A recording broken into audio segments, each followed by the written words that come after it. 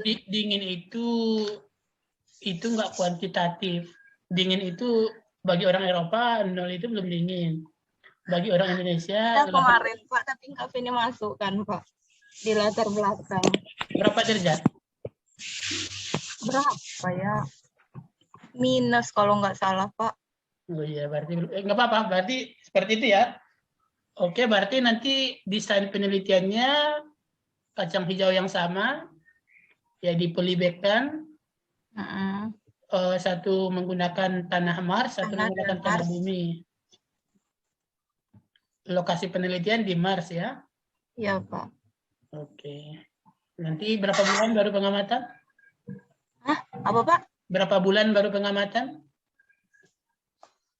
Oh itu pengamatannya kalau ini buat seminggu Pak. Oh, kalau pertumbuhan kan nggak mungkin seminggu. Seminggu itu baru kelihatan daunnya. Jadi kalau pengamatan itu mungkin 3 bulan ya. 3 bulan ukur jumlah daunnya, tinggi batangnya, berat tanamannya. Ya, itu faktor variabel. Variabel apa itu namanya, Cahya? Yang ini hasil dari penelitian kita?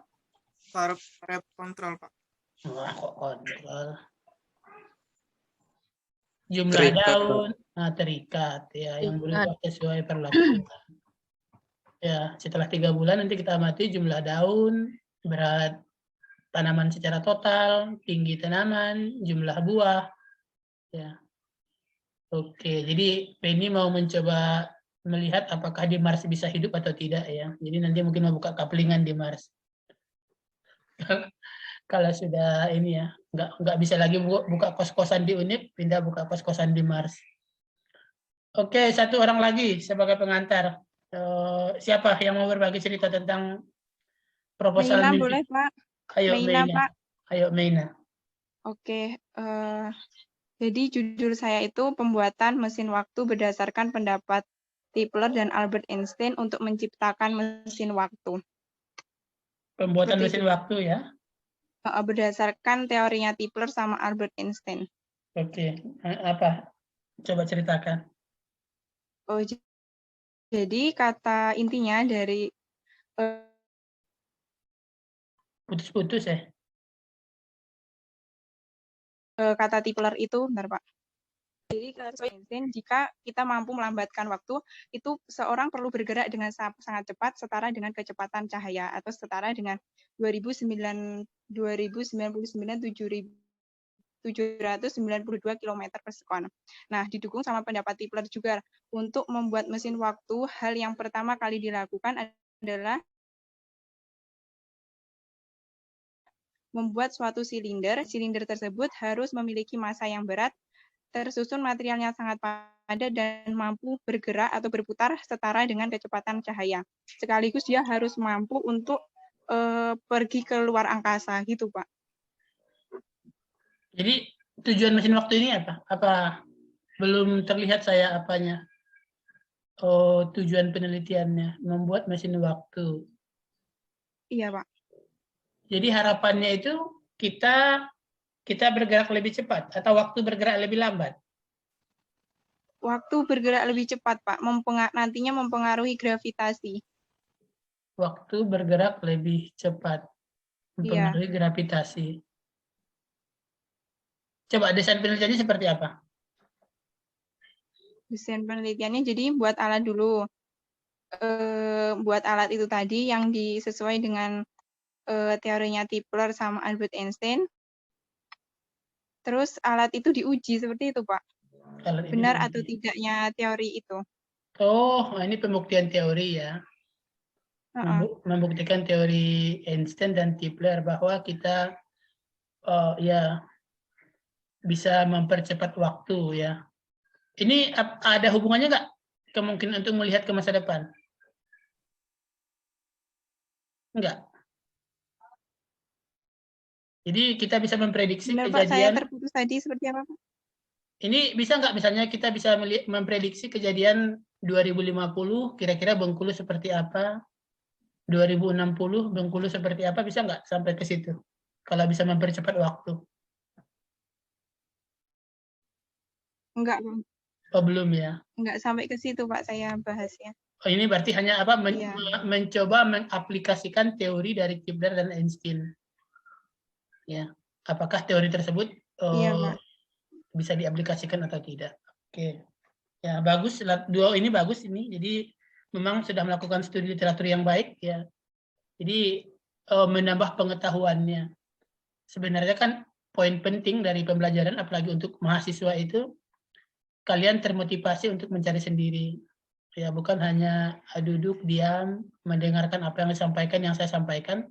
Itu paling ya kita sudah belajar di teori pendidikan paling 30%.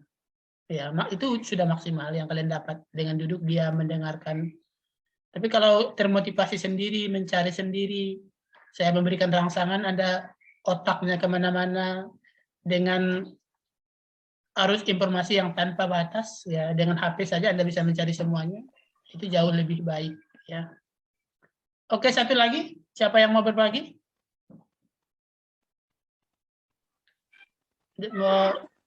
Zahrotin, Pak. Ayo, Zahrotin, ya. Kemarin tuh Pak, sebenarnya idenya itu menghentikan salju agar pertanian itu berlangsung sepanjang tahun. Setelah dipikir-pikir, kalau menghentikan salju kan nanti keseimbangan itu terganggu. Terus rasanya tidak mungkin juga. Jadi kemarin dipilih judul untuk mencegah akumulasi salju di lahan pertanian Jepang gitu, Pak. Oke, caranya gimana? Pakai larutan anti-ising. Nah, larutan itu tuh Pak sudah lama digunakan untuk menghindari pembekuan pada sayap pesawat, Pak. Jadi dicoba terobosan baru itu diaplikasikan pada lahan pertanian. Apa nama larutannya? Larutan anti-ising, Pak, dari etilen glikol. Anti-icing. Sebenarnya kita udah ngambil biologi sel belum? Belum. Biologis belum, Pak. Jadi di dalam sel kita juga ada anti beku. Jadi walaupun kita berada di suhu seperti -50 selagi manusia masih hidup, itu kita kan dalam sel ada plasma namanya, ada cairan sel. Itu mungkin di biologi umum sudah dapat. Jadi walaupun kita berada di suhu -50, asalkan kita masih hidup, itu selnya belum membeku. Jadi plasma sel tadi tidak akan membeku, masih tetap cair. Nah, kita punya namanya anti beku di dalam plasma sel, kalau saya tidak salah namanya sirocryptans. Nah, ya ini bisa juga sebagai salah satu, mungkin itu yang dikembangkan di sayap pesawat sebagai anti beku. Ya. Jadi di struktur tubuh organisme itu sudah ada senyawa anti beku alami. Ini mencegah darah kita membeku. Jadi kan kalau darah membeku ya mati ya. Jadi sudah ada sistem untuk mencegah pembekuan pada darah, pada sitoplasma, ya bisa diterapkan misalnya ya seperti pada sayap pesawat atau untuk mimpi mengubah dunianya pada lahan-lahan pertanian ya, sehingga daerah-daerah di kutub atau di daerah-daerah bermusim memiliki 4 musim, mereka bisa bertani sepanjang waktu. Jadi kalau di daerah 4 musim mereka bertaninya hanya dari bulan Maret sampai bulan September atau Oktober lah paling lama. Jadi ya beruntung kita yang di Indonesia bisa bertani sepanjang tahun ya. Jadi kalau mereka di sana itu bulan November itu kalau apapun yang ditanam itu layu, gugur. Ya jadi nggak bisa. Apalagi nanti kalau musim dingin ya sama sekali nggak ada sayur di situ. Mereka sayurnya harus impor. Ya jadi semua daun, semua apa yang hijau itu luruh, gugur. Ya. Jadi ya satu terobosan misalnya dengan menggunakan anti salju sehingga bisa bertani sepanjang tahun. Tetapi mungkin bukan hanya salju masalahnya, suhu yang sangat dingin itu kadang membuat tumbuhan tidak bisa berkembang. Ya suhu yang sampai -20 derajat ya sama dengan suhu di freezer, ya, itu membuat tumbuhan tidak bisa berkembang dengan baik. Jadi bukan cuma masalah pembekuan ya. Baik, terima kasih sudah berbagi 3 orang untuk proposalnya. Nanti saya lihat ya mimpi-mimpi apa yang Anda tulis di proposalnya. Sekarang kita masuk kepada materi tentang cara pengambilan sampel. Ya, jadi dalam penelitian kita tidak mungkin mengambil seluruh anggota populasi. Saya ambil contoh misalnya kita mau analisis vegetasi kampus Universitas Bengkulu. Ini tujuannya misalnya menghitung jenis-jenis tumbuhan apa saja yang ada di UNIP, berapa jumlahnya. Apakah kira-kira mungkin kita lakukan? Oh ini, Cindy Silaban. Kalau judulnya analisis vegetasi di kawasan kampus UNIP, kira-kira mungkin nggak kita data semuanya, jumlah pohonnya berapa, jenis pohonnya berapa, jumlah rumputnya berapa, jenis rumputnya berapa? Coba Cindy Silaban. Tidak, Pak. Kenapa alasannya? Kenapa tidak mungkin? Karena tumbuhan di Universitas Bengkulu kan banyak, Pak. Terus kalau banyak, apa masalahnya?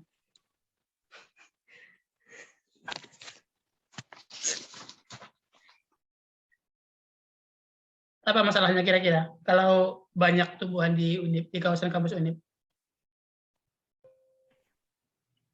Memakan waktu yang cukup lama. Waktu, Pak. Waktu, apa lagi? Tenaga, biaya. Tenaga, biaya. Oh, kira-kira kalau kita tidak mengambil seluruh, jadi judulnya kan analisis vegetasi di kawasan kampus Universitas Bengkulu. Jadi kan paling ideal adalah semua tumbuhan itu dicatat jenisnya apa, dihitung jumlahnya. Tapi karena dikatakan tadi tidak mungkin, karena waktu, karena biaya, karena tenaga, maka kita akan melakukan sampling. Nah, pertanyaannya, kalau kita lakukan sampling, apakah hasil kita itu dapat dikatakan sebagai analisis vegetasi kawasan kampus? Dapat, Pak. Iya, Pak. Apa alasannya kenapa dapat dikatakan? Apa itu nggak menipu? Misalnya kan judulnya analisis vegetasi kawasan kampus. Tapi karena keterbatasan waktu biaya tadi, kita hanya sampling 10%. Atau misalnya paling banyak 25%. Apakah itu tidak dianggap menipu? Apakah itu sudah menggambarkan kondisi sesungguhnya? Coba Mia Auliani, bagaimana pendapatnya?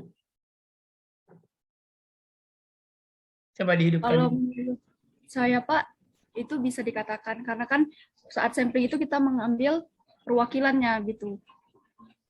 Jadi sampel itu mewakili populasinya. Oke, jadi dapat dikatakan tidak dianggap menipu ya. Walaupun kita hanya mengambil 25% dari seluruh vegetasi yang ada di kawasan kampus.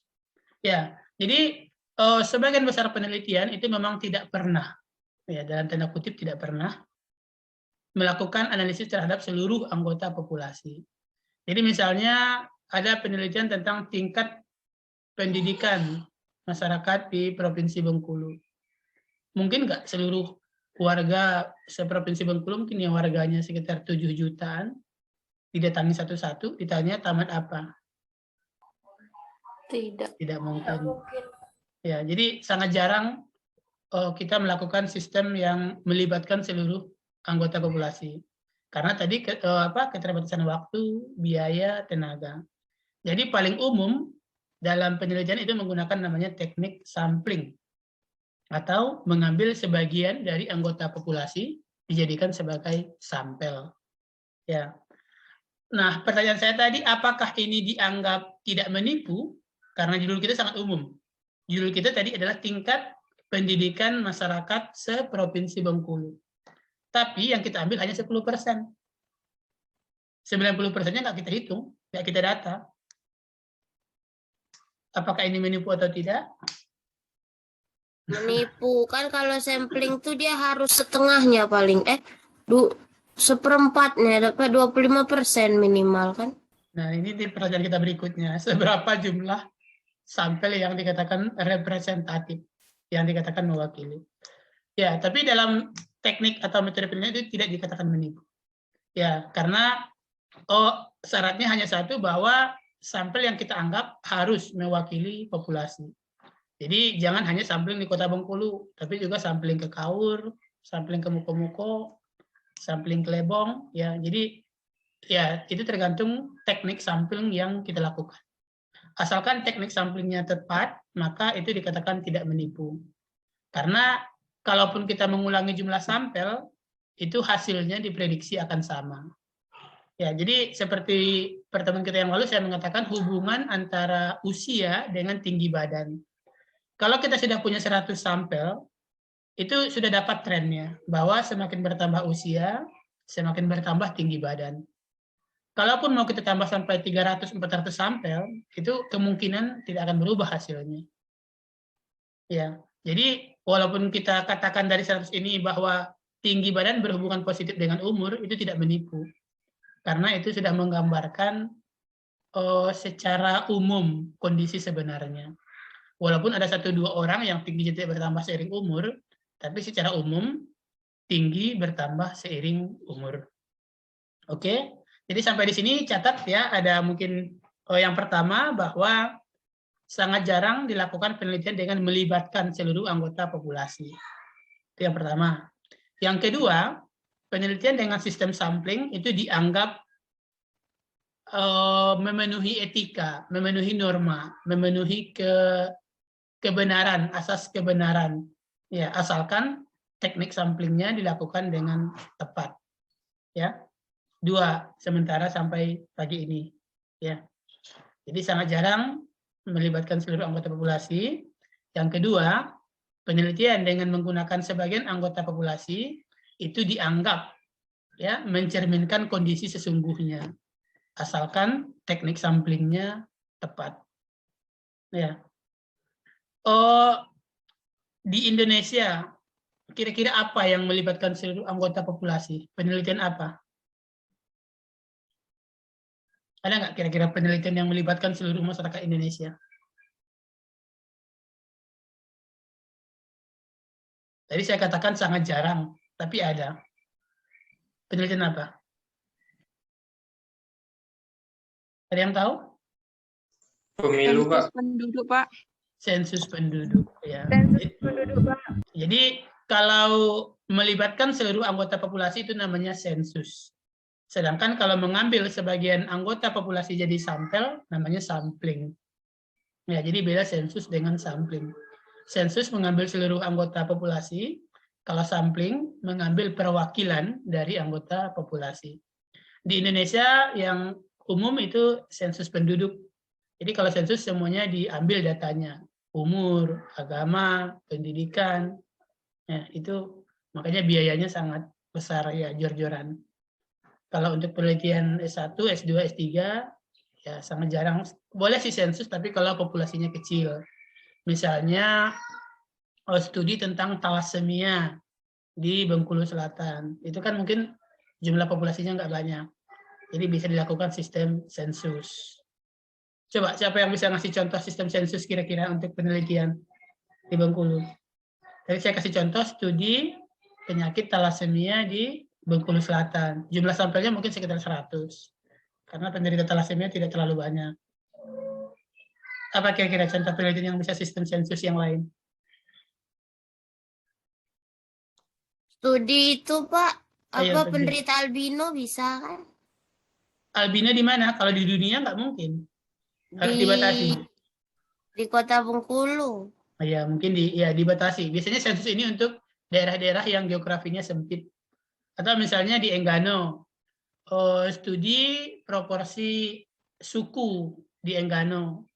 Jadi berapa suku Jawa, berapa suku Rejang, nah itu bisa dilakukan sistem sensus. Karena masyarakat Enggano paling 500 atau 600 orang.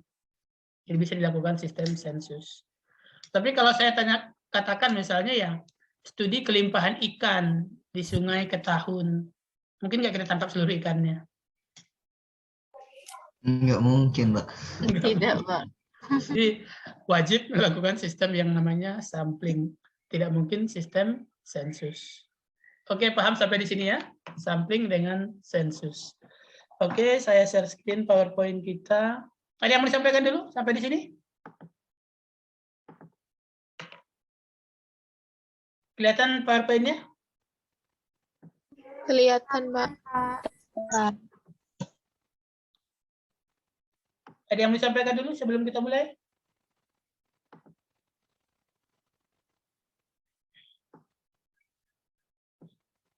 Ya.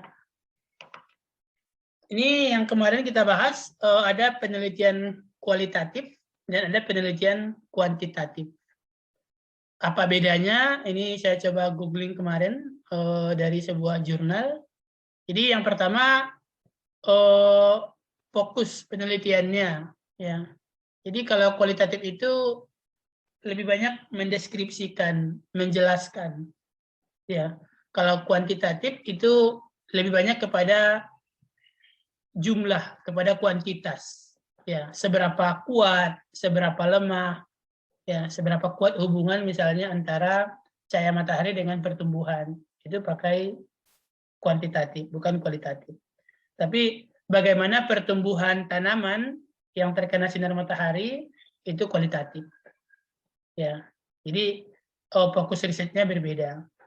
Kemudian ada di sini akar filosofinya, kemudian frase yang berasosiasi, kemudian tujuannya, kemudian karakteristik desain, setting, sampel, koleksi data, cara analisis, dan temuan. Nah, ya, nanti bisa dilihat beda antara kualitatif dan kuantitatif.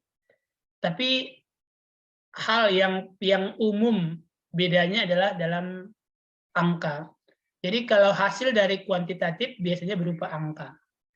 Sedangkan hasil dari kualitatif itu biasanya berupa kata. Ya, berupa deskripsi. Kemudian analisis. Kalau analisis dari kuantitatif biasanya melibatkan statistik. Ya, sedangkan kalau kualitatif biasanya analisisnya dalam bentuk deskripsi. Ya, dalam bentuk pertelaan, dalam bentuk kalimat-kalimat. Ya, itu biasanya beda antara kualitatif dan kuantitatif.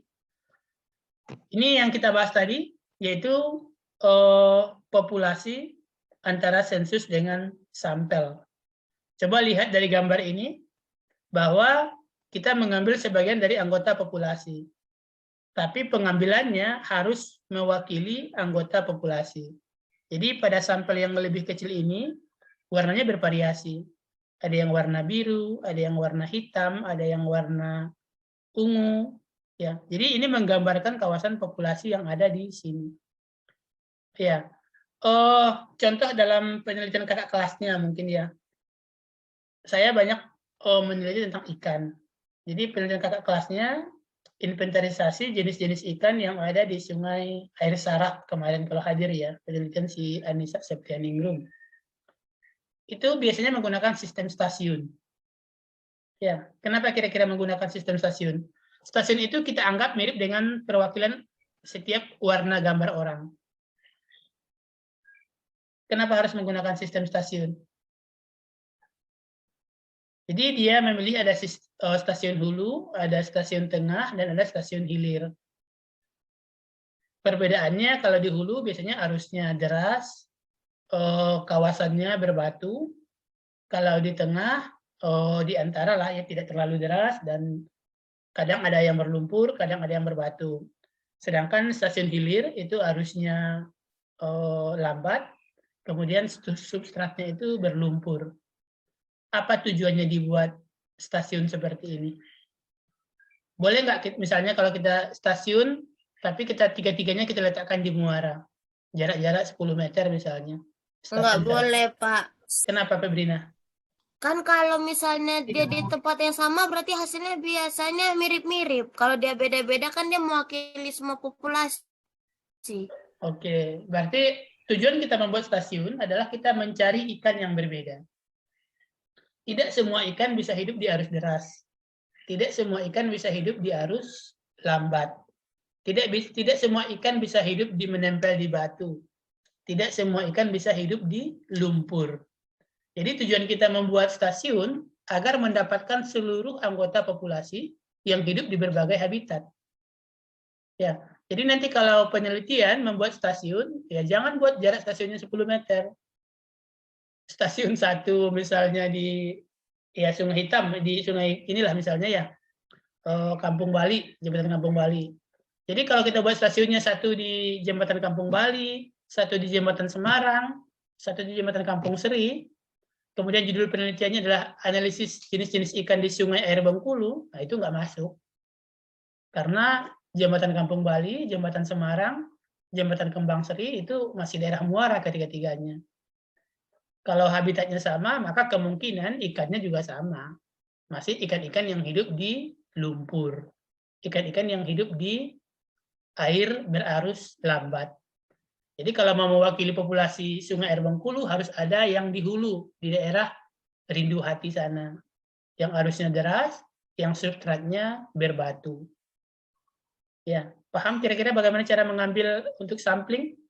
Harus menunjukkan karakter dari masing-masing anggota populasi. Apa kerugiannya kira-kira kalau kita sampling seperti ini? Kan kalau sampling satu di Kampung Bali, satu di Semarang, satu di Kembang Seri, itu kan gampang. Jaraknya itu ya berapa kilometer. Ya, tapi kalau kita sampling mewakili seluruh unsur populasi biasanya lebih rumit, ya, lebih susah. Ya, tapi itu harus dilakukan, karena kalau tidak dilakukan, tidak akan menggambarkan kondisi populasi yang sesungguhnya. Seperti yang tadi saya contohkan, kalau survei untuk pendidikan masyarakat Kota Bengkulu, tidak boleh di Kota Bengkulu saja. Kita harus bayar ongkos sampai ke Kaur, sampai ke Muko-Muko, sampai ke Lebong. Karena tingkat pendidikan masyarakat di Kaur beda dengan tingkat pendidikan masyarakat di Kota Bengkulu. Kecuali kalau judulnya mau kita rubah hanya ke Kota Bengkulu saja, bukan Provinsi Bengkulu. Ya, jadi paham nanti ya. Jadi kalau penelitian diminta pembimbingnya membuat stasiun, jangan memikirkan gampangnya. Jangan memikirkan hematnya. Tapi memikirkan bagaimana seluruh anggota populasi yang ada di judul itu diikutkan. Ya, misalnya kalau saya ambil contoh, studi kemampuan hasil belajar siswa SD se-Kota Bengkulu. Kira-kira coba Malinda, bagaimana cara samplingnya itu? Diambil per kecamatan, Pak. Misalnya diambil per kecamatan. Oke, jadi kita bagi Kota Bengkulu berapa kecamatan misalnya? 8, 7. Oke, 8. Oke, kita punya 8 kecamatan. Terus dalam kecamatan? Nanti diambil per kelurahan. Diambil per kelurahan. Oke, terus di masing-masing kelurahan diambil mungkin? Mungkin per zonanya, Pak. Misalnya di arah Lingkar Barat ada 2, ambil 1, Pak. Oke, berarti paham yang saya maksud ya, bahwa untuk sampling itu harus mewakili seluruh populasi. Kalau kita kembali ke contoh yang awal tadi, analisis vegetasi di kawasan kampus UNIP. Tadi sudah dikatakan tidak mungkin kita mensurvei seluruh kawasan kampus UNIP. Kira-kira kalau ini OLPI, di mana kira-kira kemungkinan kita analisis vegetasinya agar dapat dikatakan mewakili kampus UNIP? Bagaimana cara samplingnya? Coba Olpi, hidupkan mikrofonnya. Pak, bagaimana Pak? Kalau misalnya tadi judulnya ya, kita mau analisis vegetasi di kawasan kampus UNIP. Kan tidak mungkin kita menganalisis seluruh vegetasi. Nah, kira-kira bagaimana cara samplingnya? Daerah mana saja yang harus kita ambil? Diambil sampel per daerah, kayak di daerah dekat anak teknik atau MIPA gitu, Pak. Alasannya apa? Apa alasan ngambil daerah itu? Karena mewakili daerahnya. Daerah dekat situ. Ingat tadi ya, kita memilih stasiun Sudut. untuk mendapatkan semua anggota populasi yang hidup di habitat berbeda. Maka sebenarnya faktor lokasi itu seharusnya tidak jadi pertimbangan. Faktor apa yang jadi pertimbangan? Walaupun dia berdekatan lokasinya, bisa jadi nanti stasiunnya 2 di situ. Asalkan apa? Asalkan? Coba, siapa yang... Oh, berarti habitatnya yang... Apanya, Olpi? habitatnya yang dibedakan ya Pak. Itu. Coba lebih jelas lagi. Kira-kira kawasan apa yang harus kita bagi menjadi kawasan apa saja? Coba bantu Denny. Di mana kira-kira sampling? Di mana kira-kira kita letakkan plotnya?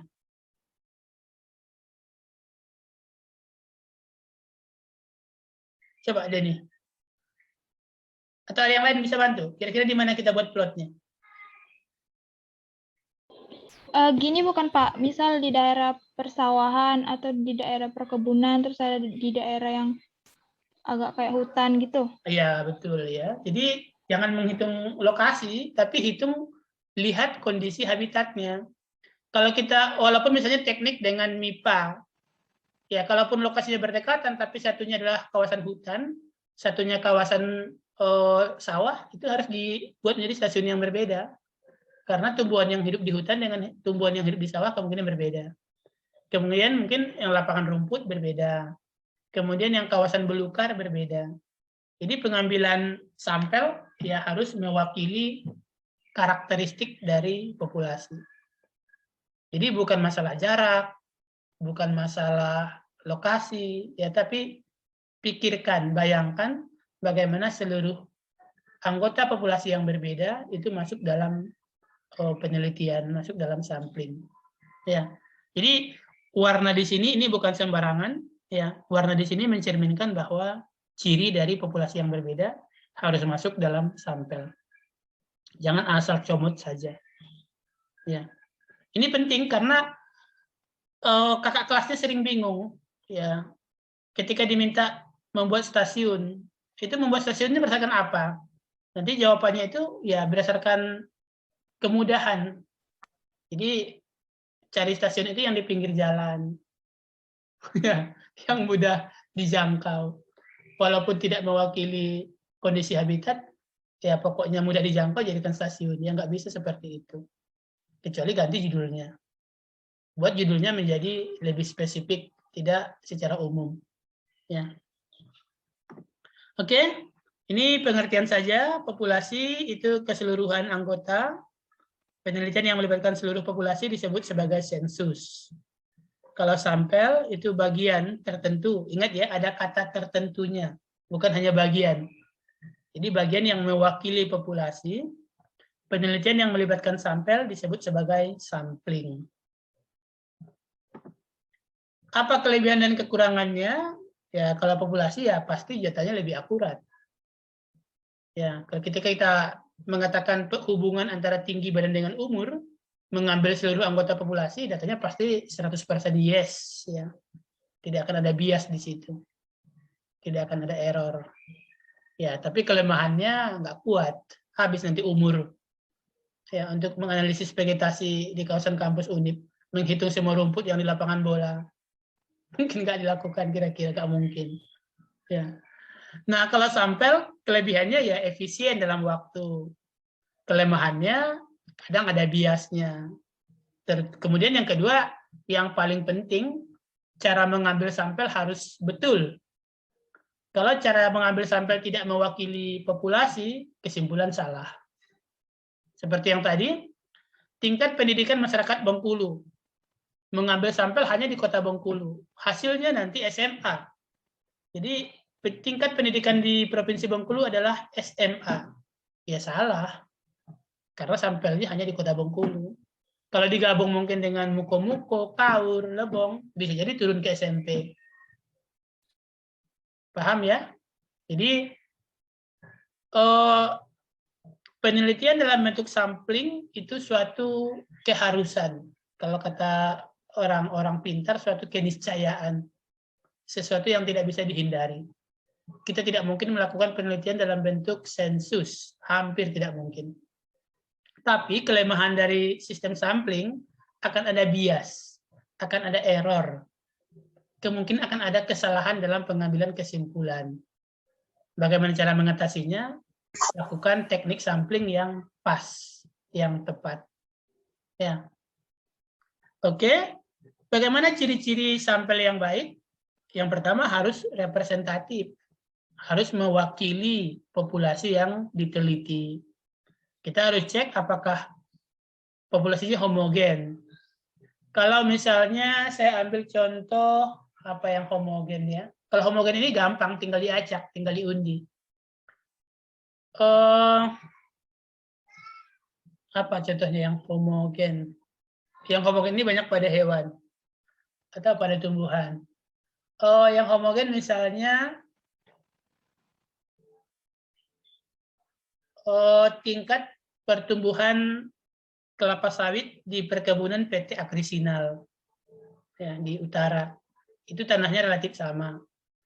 Kemudian bibitnya biasanya sama, yang merawat juga sama. Jadi kan misalnya Agrisinal punya kawasan hutan 10 atau 20 hektar. Tidak mungkin kita hitung, kita ukur tinggi tanaman sawitnya satu-satu. Maka kita lakukan sampling misalnya 10% dari 2000 tanaman. Jadi sekitar 200 tanaman. Kita ukur tingginya pakai tangga. Ya. Itu bisa dengan random, acak, karena populasinya homogen, sama. Tempat tumbuhnya sama, yang menanam sama, bibitnya sama. Nah, itu bisa homogen. Jadi kita harus mempertimbangkan apakah sampelnya homogen atau tidak. Tapi kalau yang tadi contohnya tingkat pendidikan di Bengkulu itu nggak homogen. Antara kota Bengkulu dengan Kabupaten Kaur itu nggak sama. Ya, jadi sebelum memutuskan bagaimana teknik sampling, kita harus lihat apakah populasi kita homogen atau tidak. Kemudian yang kedua, jumlah sampelnya harus mewakili. Kalau misalnya populasi mahasiswa biologi 60, satu angkatan, kita mau survei tingkat kepuasan mereka terhadap layanan dosen, berapa orang kira-kira yang harus kita teliti? Boleh 1, boleh 2? Cukup nggak kira-kira 2-3 orang? Berapa kira-kira jumlah yang dianggap representatif? Ya, ini ya faktor yang nanti kita lihat ada website, ada rumusnya untuk menghitung jumlah sampel yang wajar. Jadi harus mempertimbangkan homogenitas, harus mempertimbangkan jumlah sampel, harus mempertimbangkan karakteristik.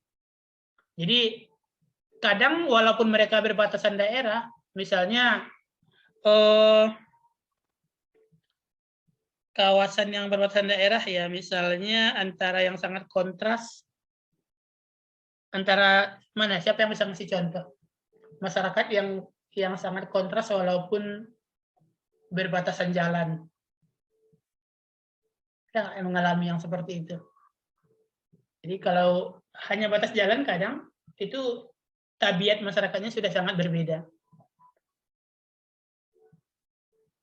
Ya, jadi karakteristik ciri dari masing-masing anggota populasi harus dimasukkan.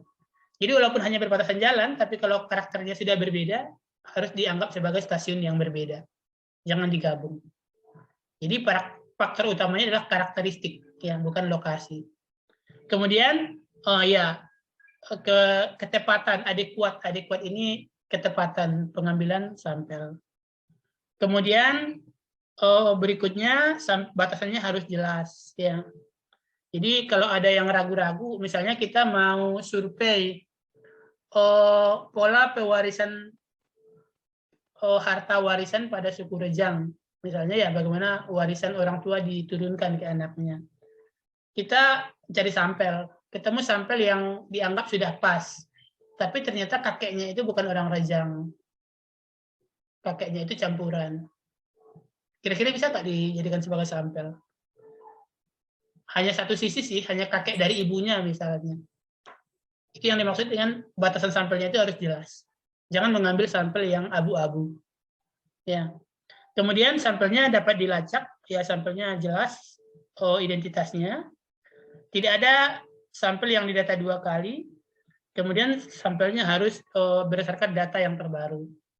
Jadi misalnya tadi kita penelitian tentang tingkat pendidikan, maka ngambil datanya itu data yang 2020. Jangan ngambil data yang 2015 misalnya ya. Kalau misalnya kita malas ke lokasi, kita minta data ke BPS. BPS kan punya tuh sensus penduduk. Ya.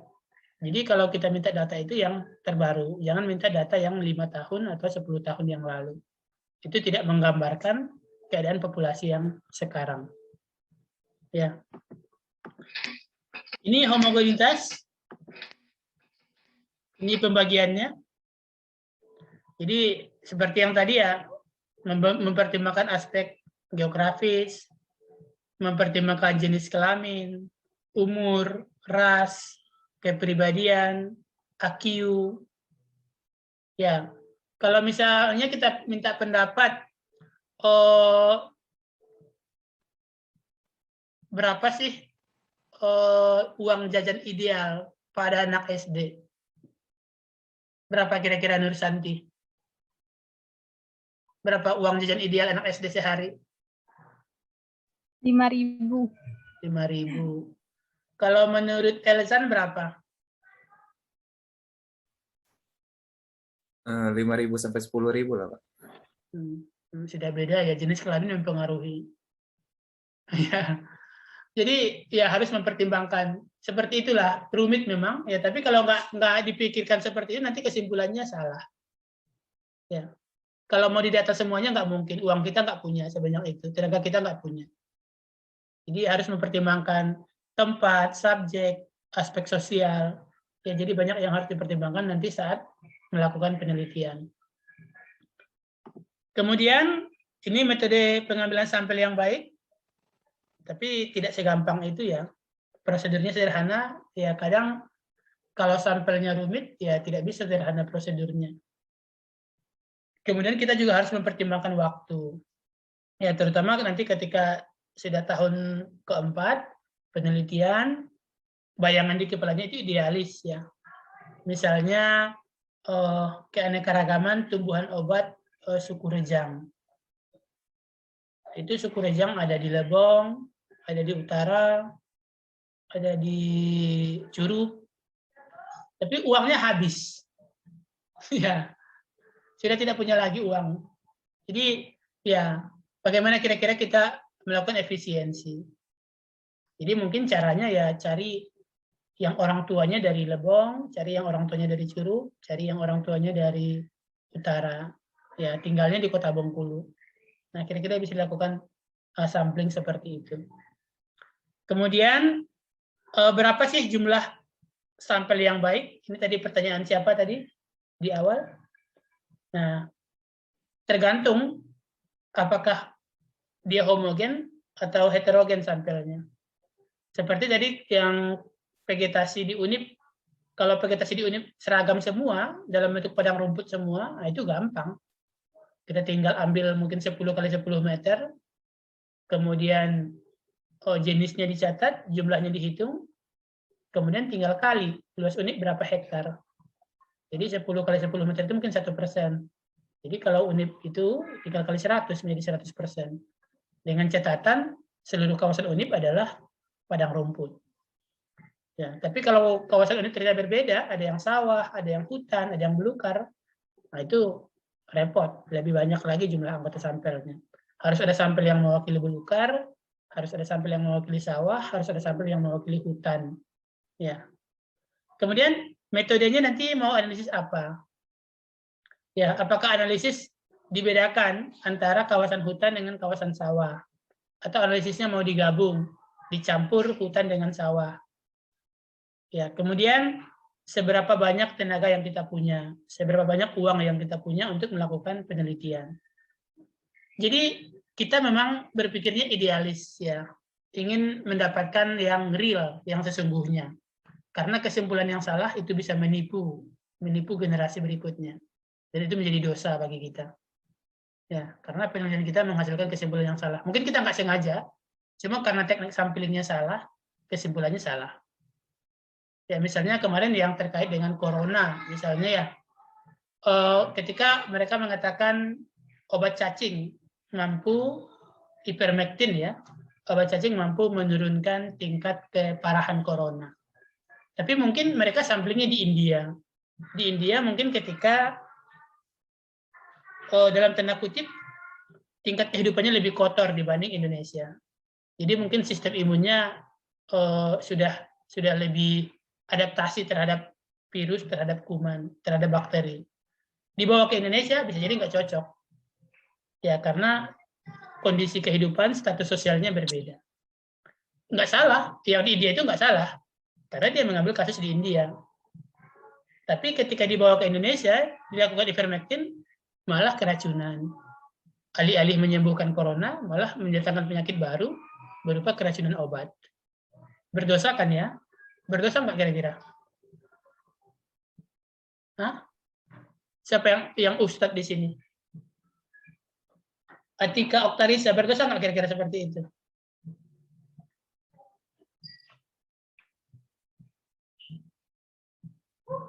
Mana Atika? Zoom-nya aja yang ada. Ya, itu kasusnya kalau kita teknik samplingnya tidak pas. Berdosa atau tidak? Ya kalau nggak disengaja seharusnya tidak ya.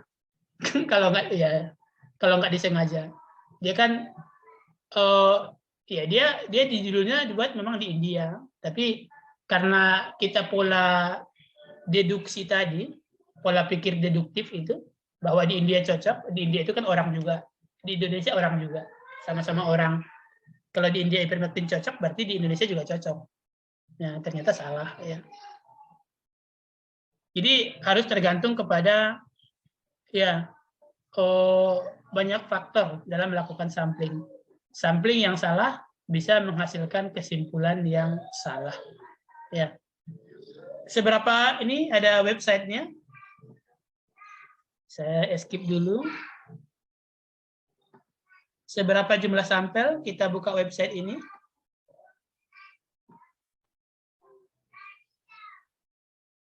Bisa disimpan nanti websitenya. Saya stop share ke Google. Mana Google? Share.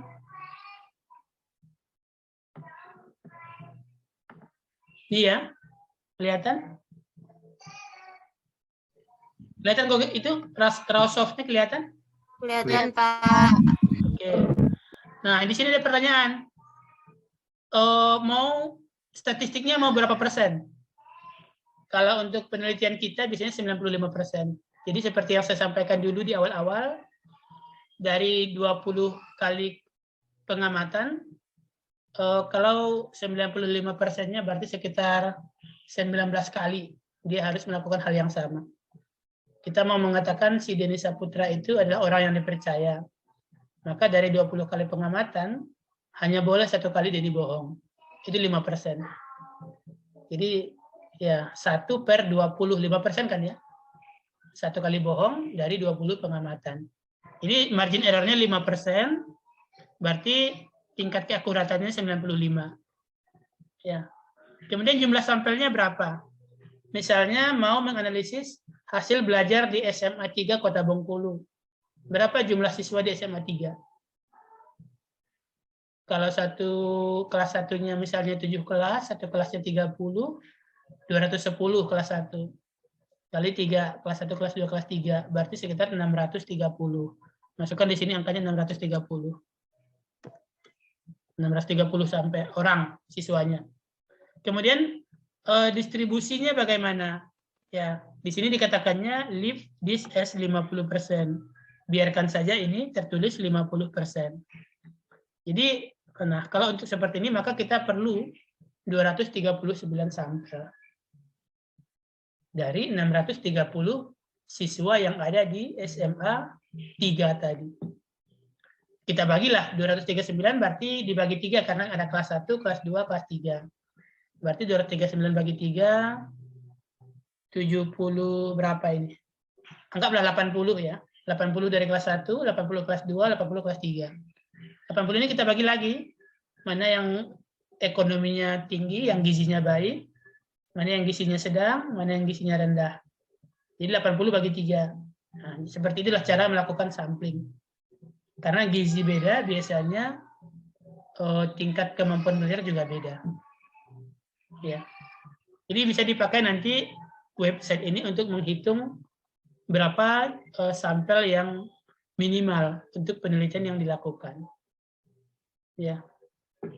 Kalau misalnya yang sering kakak kelasnya itu misalnya penelitian arthropoda tanah kemarin yang saya uji. Arthropoda tanah di kawasan perkebunan sawit Sukarami. Bagaimana kira-kira menentukan sampelnya? Anggap kawasan perkebunan sawit tersebut sama semuanya, datar, umur sawitnya sama. Bagaimana kira-kira menentukan luas samplingnya? Agar judul penelitiannya boleh mengatakan di kawasan perkebunan sawit Sukarami. Maka di sini tinggal ganti dengan luas kawasan tersebut berapa hektar. Ya, misalnya berapa hektar? 20 hektar. Berarti di sini dengan 20 hektar. Oh, ternyata semuanya harus disampling. Ya. Ini situs statistik untuk, tapi mungkin kalau kita jadikan ini hektar jadi meter persegi, 1 hektar itu berapa meter persegi? Kalau 20.000 mungkin ya. Ya, jadi kalau 20.000 ini 2 juta.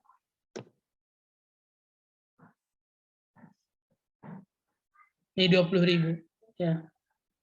Jadi kalau dia 20.000 meter persegi, maka yang harus disampling itu sekitar 377 meter persegi. Ya, itu menentukan jumlah sampel. Oke, nanti saya share PowerPoint-nya. Kita lanjut sedikit dulu sebelum kita latihan. Ya.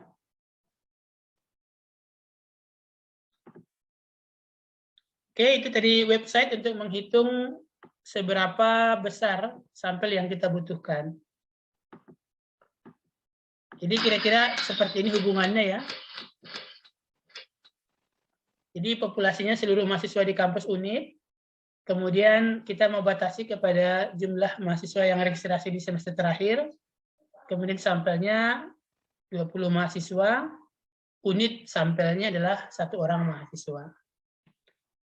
Macam-macam cara mengambil sampel, ada simple, ada stratified, ada cluster, ada kuota, ada accidental, ada saturation, ada snowball. Yang pertama, simple. Ini tadi yang contohnya yang perkebunan sawit agrisinal. Anggap bahwa umur sawitnya sama, tanahnya sama, yang nanam sama, yang rawat sama. Itu tinggal diacak. Main lempar batu. Lempar. Sawit yang kena dihitung. Setelah kita hitung sawit 1, lempar lagi batunya. Lempar lagi. Sawit yang kena, ukur lagi. Nah, itu random. Ya. Syaratnya sifat populasi harus homogen. Ya, kalau tidak homogen tidak bisa simple random. Bisa dengan cara ini diundi, ya bisa juga dengan cara pakai Excel. Nanti saya ajarkan pakai Excel cara melakukan random. Yang kedua, random tapi bertingkat. Jadi ini tadi yang contohnya yang siapa tadi yang mengatakan kelurahan kecamatan tadi? Lupa saya. Malinda. Nah, Malinda, itu yang contohnya stratified. Jadi kita mau melihat kecenderungan pemilih memilih partai apa di 2024. Jadi nggak mungkin hanya satu persatu orang. Jadi kita bagi berdasarkan usia. Usia 17-26 diambil 10%, usia 27-36 10%, usia 37-47 10%, usia lebih dari 47 10%. 10% dari jumlah pemilih. Jadi kan yang paling banyak mungkin usia pemilih antara 37-47. Maka jumlah sampel dari kawasan ini juga harus diperbanyak. Itu namanya stratified, bertingkat. Ya. Ini syarat-syaratnya bahwa setiap lapisan itu mewakili yang misalnya tadi pemilih ukuran 17 sampai 27 tahun, yaitu harus acak juga di situ. Jadi pemilih yang berusia 17 sampai 27 itu jangan hanya ambil dari Kecamatan Padang Serai, tapi satu dari Padang Serai, satu dari Muara Bangka Hulu, satu dari Bumi Ayu, ya jadi harus diacak dalam stratified yang sama. Kemudian yang berikutnya adalah cluster. Jadi cluster ini mirip dengan stratified. Ya. Misalnya penelitian mengenai rata-rata pendapatan buruh di Kota Madya Semarang. Kota Madya Semarang ada 16 kecamatan, kemudian dipilih 2 kecamatan sebagai subpopulasi. Kemudian di setiap kecamatan dipilih satu kelurahan. Kemudian di satu kelurahan diambil 50 buruh. Sehingga totalnya ada 100 buruh. 100 buruh itu sebenarnya hanya dari 2 kelurahan yang berbeda. Ya, 2 kelurahan ini berasal dari 2 kecamatan. Ya, nanti berdasarkan kalau dari kecamatan masih dipisah lagi menjadi kelurahan, kelurahan dipisah lagi menjadi RT misalnya, maka akan ada 1 tahap, ada 2 tahap. Kalau hanya sampai tingkat kecamatan itu namanya one state cluster. Kalau sampai tingkat kelurahan itu namanya two state cluster. Kalau kelurahan masih dibagi lagi menjadi RW itu menjadi three state cluster. Jadi tergantung seberapa tingkatannya sampai ke atas. Berikutnya ini quote sampling. Quote sampling itu berdasarkan ciri-ciri tertentu. Ya, jadi tidak semua masyarakat masuk sebagai anggota populasi. Di sini misalnya manfaat internet pada kualitas proses belajar mengajar. Maka jumlah mahasiswanya 50, dosennya 5, mata kuliahnya 3. Jadi jumlah mahasiswa lebih banyak dibanding dosennya ya karena jumlah mahasiswa lebih banyak dibanding dosen dalam keadaan realnya, sehingga sampelnya juga harus lebih banyak. Berikutnya adalah accidental sampling. Ya, ini siapa yang ditemui duluan. Jadi kemarin kakak kelasnya ada tugas ilmu lingkungan, analisis kesadaran protokol COVID-19 di masyarakat Muara Bangkahulu. Seberapa patuh masyarakat Muara Bangkahulu melakukan protokol COVID. Itu sistem accidental. Jadi siapa yang ketemu di jalan ditanya. Keliling, ketemu di teras lagi ngobrol, lagi ngerumpi ditanya. Accidental. Ya. Apakah ini dapat mewakili populasi? Kalau dilakukan secara acak harusnya dapat. Jangan milih-milih. Jadi kalaupun kelihatannya orang kaya, jangan minder, masuk aja tanya. Ya, kalau kelihatannya orangnya pemarah, ya harus tetap dimasuki, jangan mundur. Itu accidental. Jadi kalau nanti kita milih-milih, itu nanti enggak kesimpulannya bisa bias. Ya, accidental tergantung siapa yang ditemui duluan. Ya. Kemudian saturasi tadi yang saya katakan seperti thalassemia. Ini berlaku kalau jumlah populasinya kecil. Semua anggota populasi dijadikan sebagai sampel. Hanya berlaku untuk penelitian-penelitian dalam skala geografi yang kecil. Yang terakhir, snowball. Ini umum dalam penelitian batra, dukun. Kakak kelasnya itu banyak yang penelitian tentang dukun, biasanya menggunakan snowball. Snowball ini dihentikan ketika datanya tidak mengalami perubahan.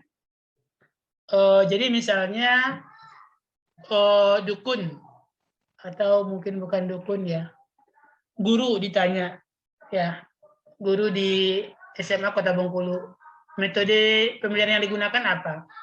Terus dia jawab ada ceramah, ada PowerPoint, ada diskusi, ada LKS. Ya, kita tanya guru berikutnya, nambah mungkin satu cara laboratorium. Kita tanya guru berikutnya, mungkin nambah satu cara studi lapangan.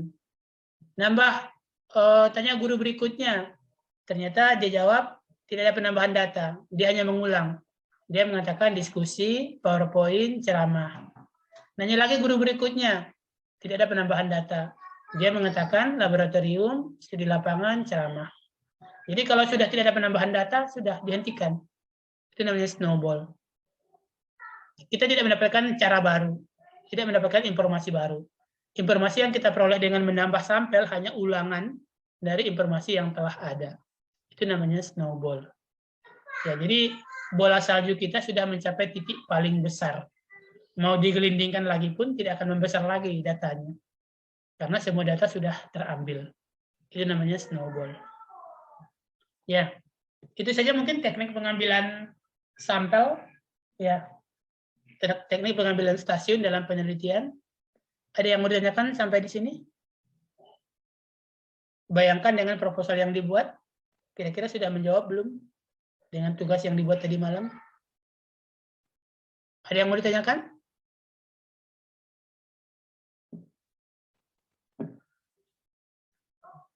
Bayangkan nanti kalau misalnya kalau mau penelitian serangga, mau penelitian jamur, mau penelitian E. coli. Nah, bayangkan kira-kira bagaimana teknik samplingnya. Seperti apa yang harus dilakukan. Ada yang mau tanyakan dulu? Pak, kan Ya? kalau accidental tuh dia siapa yang ditemuin duluan kan, Pak? Iya, betul. Kalau random tuh kita pilih terserah bebas ya dari data yang kita udah dapat. Ya, kalau aksidental itu sifatnya lebih penelitian apa ya? Jadi pada saat itu, kalau random itu direncanakan. Jadi pemilihan sampel kalau random itu dari rumah itu kita gambar area perkebunan sawit di akrisinal dalam bentuk papan tulis, dalam bentuk kertas. Kemudian kita tentukan titik-titiknya. Titik 1 di sini, titik 2 di sini, titik 3 di sini, 4 di sini, itu random. Tapi kalau aksidental, sampelnya kita ketahui ketika sudah di lapangan. Jadi misalnya tingkat kepatuhan menggunakan helm, ya itu nggak bisa kita buat sampelnya dari rumah. Pas sudah di jalan raya, baru aksidental, tiba-tiba. Ya, itu bedanya. Ada lagi? Pak, izin bertanya, Pak. Ya, Mena? Jadi waktu kita praktikum struktur hewan itu sempat menghitung jumlah sperma mencit, Pak. Nah, Ya. itu gimana cara, misalnya kalau misalnya dibuat judul penelitian jumlah sperma mencit, itu cara menghitungnya seperti apa, Pak? Karena hitung satu-satu kan nggak mungkin, Pak. Nah, kira-kira jumlah sperma dalam setiap cairannya sama atau tidak? Terdistribusi normal atau tidak kira-kira? Atau ada penumpukan nggak kira-kira?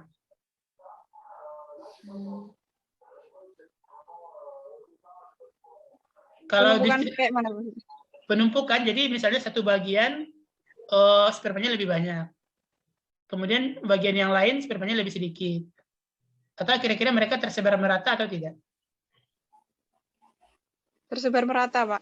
Nah, kalau merata berarti random. Tinggal ambil 10% atau 1%. Akan sama hasilnya. Tinggal dikali. Jadi kalau spermanya misalnya 10 mili, cukup diambil 0,5 mili. Hitung berapa jumlah sperma dalam 0,5 mili tersebut, ya tinggal kali 20.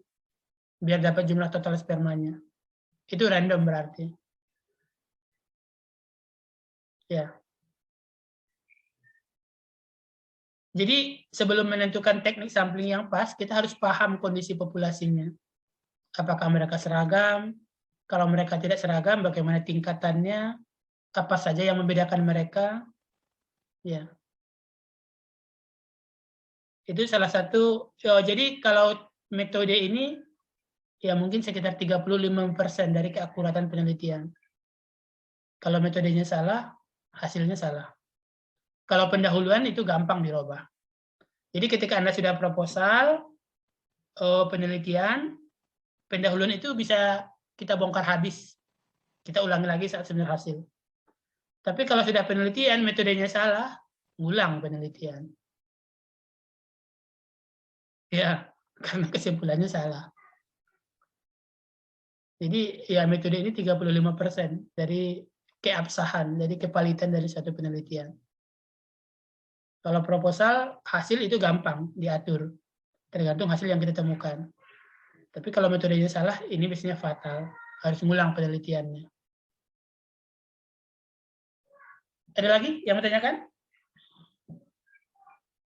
Kalau tidak, kita latihan. Saya share di screen di sini. Coba tentukan bagaimana cara pengambilan sampel.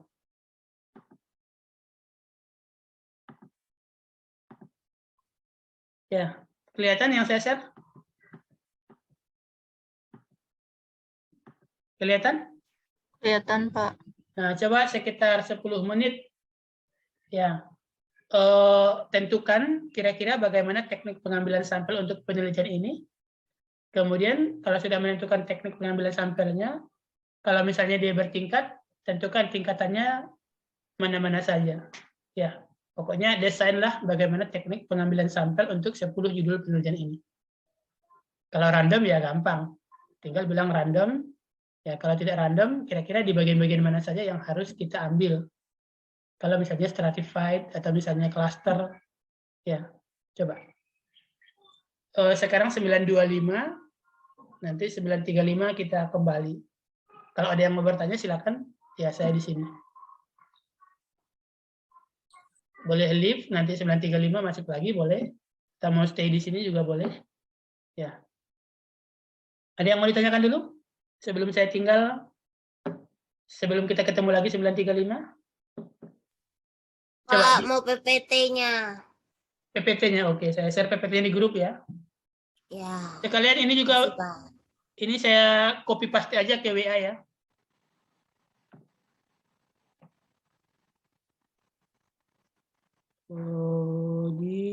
Saya stop share dulu.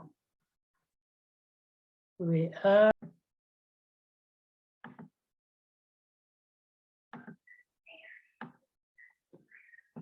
Ini contohnya ya. Contoh sistem sampling. Jadi saya ngoreksi nilai kuisnya yang minggu kemarin. Saya baru ngoreksi 10 orang. Dan saya koreksi secara, kelihatan di Excel-nya ya? Share-nya cuman Tidak, Pak. iya. Cuma apa? Share-nya cuman kayak segaris tipis tuh nah, Pak. Enggak full. Sedikit potong, Pak. Saya kejar.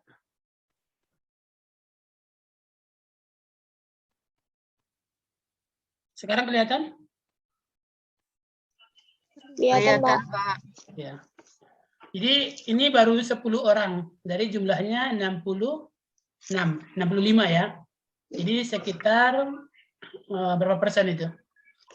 Ini saya acak. Jadi saya urutkan berdasarkan abjad. Jadi tidak saya lihat IPK-nya. Jadi nilai rata-ratanya itu 70,4, sekitar 70 ya. Dari 10 orang yang saya periksa. Ini pakai sistem sampling random. Nah, mungkin minggu depan kita lihat apakah betul rata-rata kelas ini 70,4 dari hasil kuis yang minggu kemarin. Paham? Ya. Enggak paham? Tidak, Pak. Jadi apakah, ini kan yang saya periksa baru 10 orang. Nilai rata-ratanya itu 70,4. Dari 10 orang ini rata-ratanya 70,4. Apakah kalau minggu depan setelah selesai saya koreksi semua 65 orang, apakah rata-ratanya masih 70,4? Tidak, Pak. Belum tentu, Pak. Belum tentu. Ya itu yang mau kita lihat. Ini salah satu contoh cara pengambilan sampel secara random. Jadi diacak berdasarkan abjad. Saya rasa kalaupun tidak sama, tidak akan berbeda jauh. Jadi marginnya itu tidak akan lari dari 5%. Jadi 5% dari 70 berapa? 3,5 mungkin ya. Jadi kemungkinan rata-rata kelas ini adalah 70,4 plus minus 3,5. Jadi 70 kurang 3,5 berapa? 66,5 sampai 74. Nah, jadi kita lihat minggu depan, kalau rata-rata kelasnya itu antara 66,5 sampai 74, berarti teknik pengambilan sampel random ini tepat. Kesimpulannya sama. Jadi beri peluang plus minus 5%.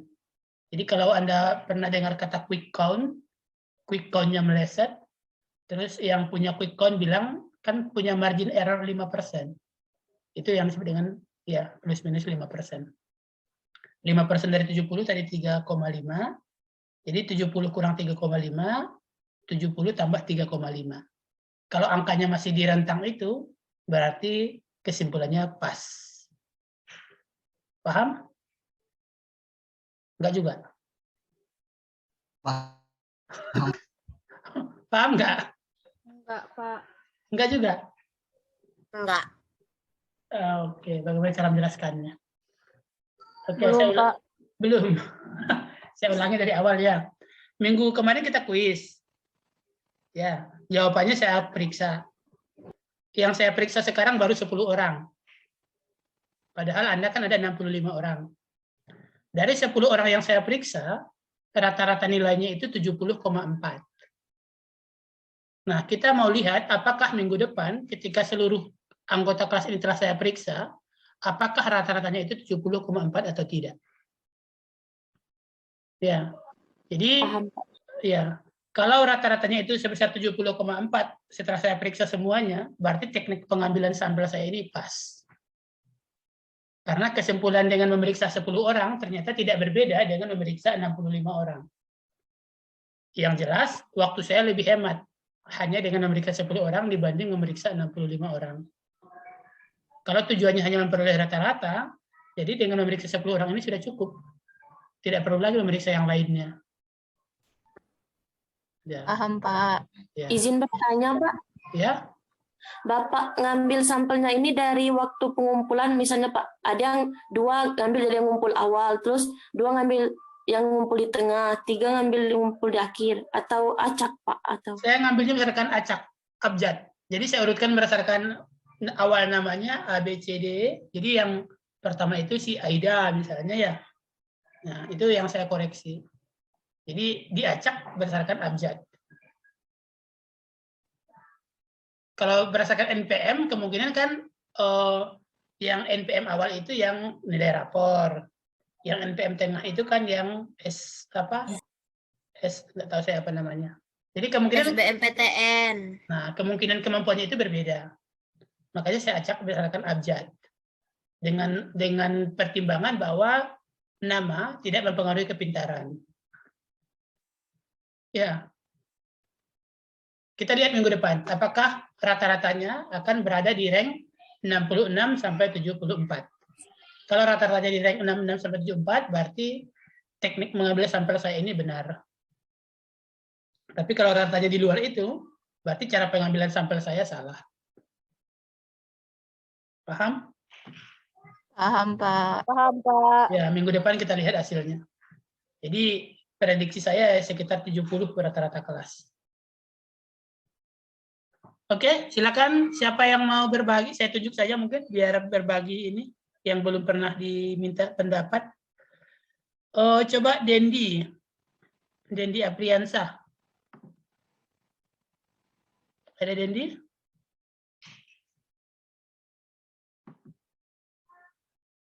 Saya nggak ngecek kehadiran dari masing-masing ya, tapi dari nilai kuis itu kalau nggak hadir di kuliah nggak dapat jawabnya itu. Ya, karena semua yang saya minta di kuis, begitu juga nanti waktu ujian, itu yang disampaikan di dalam kelas. Ya. Tidak ada Dendi berarti ya. Zalia Anggraini? Zalia? Enggak juga ada.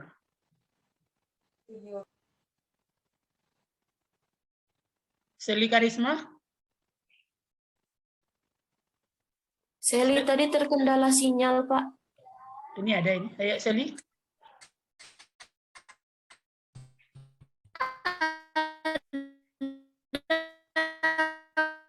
Di mana posisinya ini, Seli? Enggak ada sinyal sepertinya ya.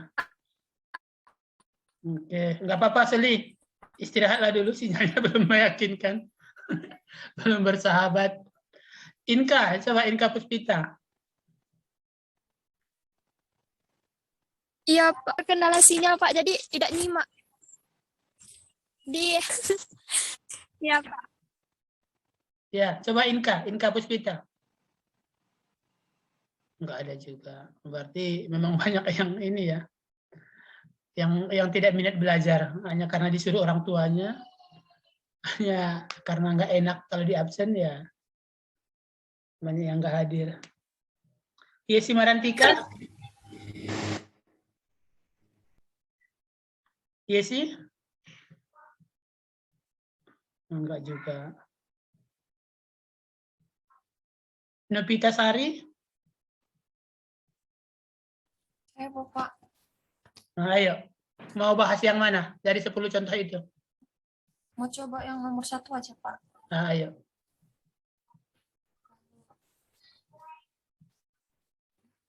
Yang nomor 1 jenis jenis pengambilan sampelnya itu dengan random sampling, Pak. Seperti yang Bapak jelaskan tadi dengan sistem stasiun itu, Pak. Random. Ya. Random sampling. Berarti bebas ngambil di mana saja? Yang dengan sistem stasiun yang Bapak jelaskan tadi, ada yang di stasiun Hulu, Hilir, seperti itu, Pak. Oh, jadi namanya random ya. Itu yang paling pas. Sudah dicek semua. Oke, kita cek satu-satu. Atau ada pendapat yang lain? Ada, Pak. Coba siapa? Yang sampelnya diambil dari hulu, hilir, dan tengah, Pak. Itu nama apa? Apa nama samplingnya? Simple random sampling, Pak. Oh, tetap simple random ya. Bukan pakai sistem cluster. Oh, cluster bukan ya. Stratified, Pak. Cluster, Pak. Simple Stratified, Pak. Stratified. Oh iya, lebih pas kayaknya stratified ya dibanding yang bukan random. Jadi dibagi berdasarkan beberapa subpopulasi. Jadi ada subpopulasi lubuk, ada subpopulasi arus deras, ada subpopulasi ya. Jadi tidak random, tidak simple random, tapi stratified random sampling. Dibagi menjadi beberapa stasiun berdasarkan kondisi habitat. Ya, siapa tadi yang jawab stratified itu? Debbie stratified juga, Pak. Iya, stratified harusnya yang lebih pas, bukan simple random. Ya, itu untuk yang inventarisasi ikan, jadi pakai sistem stratified. Jadi di hulu, di tengah, di hilir. Ya, diharapkan mewakili kondisi habitat yang berbeda. Oke, itu tadi siapa? Si Novita ya. Oke, berikutnya Putri Nesa. Iya, Pak. Mau jawab nomor berapa? Mau jawab nomor 5, Pak. Nah, apa jawabannya? Aksidental, Pak. Soalnya apa yang nomor 5 itu? Saya nggak lihat di sini. Jejak pendapat warga Kota Bengkulu terhadap keberadaan tukang parkir di Indomaret, Alfamaret. Oke, pakai sistem aksidental. Ya, karena kalau dilakukan, oke betul, itu aksidental. Karena kalau dilakukan secara stratified atau dilakukan secara cluster, belum tentu sampel yang kena itu pernah ke Alfamaret atau Indomaret. Ya. Iya, Pak. Jadi kalau misalnya kita bagi ya, penduduk Bengkulu ada 5.000 misalnya, kemudian kita acak dengan Excel dari 5.000 itu, baru kita datangi rumahnya, itu nggak pas ya, karena belum tentu mereka pernah ke Alfamaret, Indomaret. Aksidental. Oke, satu lagi mungkin sudah 9.50, satu lagi saja setelahnya nanti diskusikan di rumah. Oh, Erinda Wahyu. Ya, Pak. Nah, yang mana? Coba jawab salah satu. Yang nomor 4. Apa itu? Menggunakan aksidental juga, Pak. Apa judul penelitiannya? Judul penelitiannya studi tingkat kepatuhan penggunaan masker pada pengunjung pantai Taman Berkas. Oke, ya betul, aksidental juga. Oke, satu lagi si Elisa Abdinari. Elisa? Iya, Pak. Nah, mau jawab yang mana? Yang 6. Apa itu judulnya? Efektivitas pembelajaran online selama pandemi di SMA 1 Kota Bengkulu. Oke, itu pakai sistem apa? Kuota sampling. Pembelajaran online di SMA 1 Bengkulu. Sistem kuota sampling berarti ada guru, ada siswa. Hanya 2 ya. Kuota sampling. Jadi itu nanti setelah kuota sampling harus ada lagi itunya ya. Stratified. Jadi boleh gabung 2 teknik. Jadi ketika membaca penelitian menggunakan teknik sampling kuota stratified random sampling, tak apa-apa. Jadi kan kuota, jadi ada guru, ada siswa, nanti siswanya dibagi lagi. Siswa ekonomi tinggi, ekonomi rendah, atau siswa kelas 1, kelas 2, kelas 3. Jadi boleh menggabungkan beberapa teknik dalam satu penelitian. Ya, tergantung kebutuhan. Oke, mungkin sudah 9.50. Sebagai penutup, saya ingin menyampaikan kesimpulan hari ini. Yang pertama, penelitian itu idealnya adalah sensus. Ya, karena sensus dapat mengungkapkan kebenaran yang sesungguhnya, ya, tentang tujuan penelitian. Penelitian sebaiknya sensus, karena sistem sensus dapat menghasilkan kesimpulan yang sesuai dengan keadaan sebenarnya. Itu yang pertama. Yang kedua, sistem sensus hampir mustahil dilaksanakan, sehingga sistem sampling merupakan suatu keniscayaan, suatu keharusan. Ya, sistem sensus hampir mustahil dilaksanakan, sehingga sistem sampling merupakan suatu keharusan. Ya. Yang ketiga, sistem sampling bisa jadi menghasilkan kesimpulan yang salah. Bisa jadi menghasilkan kesimpulan yang tidak sesuai dengan keadaan yang sebenarnya. Ya. Jadi berpeluang untuk menyesatkan sistem sampling. Yang keempat, peluang untuk menyesatkan bisa diminimalisir, bisa dihindari dengan melakukan teknik sampling yang pas. Ya, peluang menyesatkan, peluang salah informasi, peluang mengambil kesimpulan yang salah bisa diminimalkan dengan melakukan cara pengambilan sampel yang tepat. Ya, itu kesimpulan kita pada hari ini. Jadi harus tertanam di pikirannya bahwa jangan buru-buru untuk menentukan sampel. Ini adalah kunci pokok, kunci dasar pada penelitian. Salah sampel, salah hasil. Salah hasil, salah kesimpulan. Salah kesimpulan menyesatkan orang. Ada yang mau tanyakan? Itu kesimpulan kita hari ini. Kalau teknik-tekniknya gampang, itu baca aja, pelajari. Ada yang mau ditanyakan?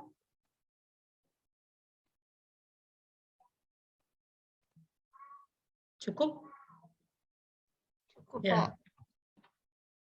Baik, kalau cukup kita akhiri saja, sudah 9.53. Ya, mudah-mudahan bermanfaat. Kalau ada hal-hal yang nanti yang ragu, yang masih pertanyaan, silakan tanya di WA group. Ya, saya akhiri. Selamat pagi. Assalamualaikum warahmatullahi wabarakatuh. Waalaikumsalam warahmatullahi wabarakatuh. Terima kasih Bapak. Ayo, Bapak. ayo saya tutup ya. Ya, Ya, Pak.